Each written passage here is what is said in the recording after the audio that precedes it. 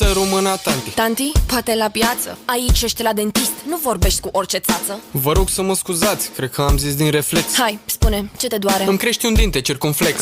Pare complicat, nu știu dacă mă descurc. Dar îmi chem o colegă să te pună ea la punct. Pe oricine o chema să nu fie ea brunetă, să n-aibă tatuaje și să zică: Da, bulemo!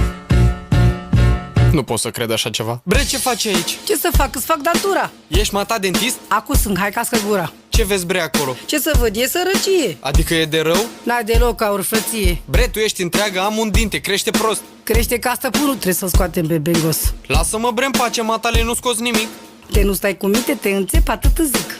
Bre, te rog frumos, ai mata milă de mine. Stai liniștit, nepoate. Vrei să-ți spun un secret?